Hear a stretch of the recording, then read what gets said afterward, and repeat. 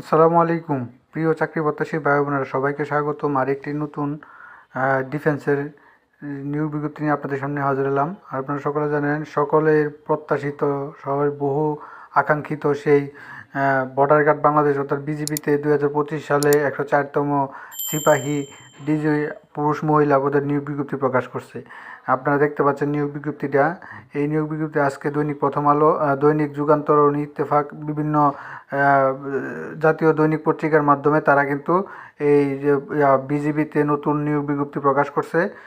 সেটা এই নিয়োগ বিজ্ঞপ্তিটার সম্পূর্ণ বিস্তারিত তথ্য আপনার জানতে হলে আমার চ্যানেলে ভিডিওটা আপলোড করা আছে, আপনারা সেখান থেকে